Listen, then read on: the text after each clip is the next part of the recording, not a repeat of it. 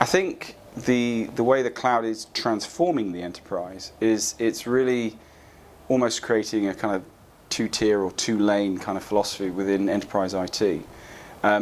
Those who get it are finding that they can accelerate the sorts of things they're doing much faster than they could in the past. You know, you've wiped out a whole bunch of the sort of slowness behind IT. You know, the project management, the logistics, the cardboard boxes is sitting in your lobby waiting to be stuck into a rack somewhere. That's all gone, right? So you get on with the job in hand much faster.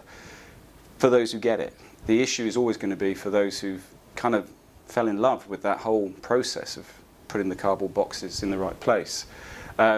The cloud is very immediate, it's very direct, and I think for some folks it's a big steep learning curve. You know, I've started businesses in the past, right? And if you said to someone, the acid test of this is say to someone, you've got your own money, right? And you're, say, some kind of online presence you've got, what would you do?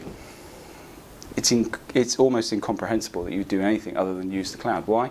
Because it allows you to hedge. It allows you to say, well, how much of my business, how much do I really need, right? If you need a lot, you can use a lot. If you don't need a lot, you don't need to use a lot. So it's almost a natural evolution. And in fact, if you look at other things, you know, if you look at the other two big infrastructure people buy, network and communications, they're all clouds in their own way, in the same sense. They're all virtualized. It's just a natural progression. So it's not really a choice. It's just an evolution. I think for small companies, it's kind of obvious, right? Because it gives you that level playing field.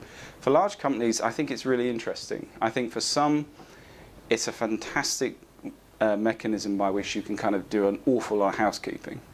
You can just rationalize and consolidate your physical infrastructure down to how you really want it. We're not saying, you know, everything should just go out into the cloud. Whatever your definition of cloud is, there's some ambiguity there.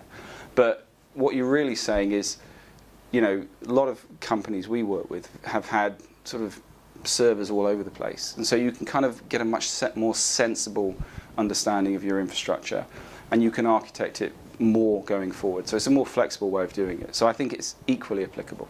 I think fundamentally, if you think of cloud computing, the question that everyone asks is, what applications can I use for it? And there's sort of a conventional wisdom that kicks around. You know, well, if you're going to do cloud computing, you need an application that is, you know, it's got to be loosely coupled, it can't be session dependent, and latencies have got to be not sensitive. And I think for us, cloud computing is not an alternative method, right?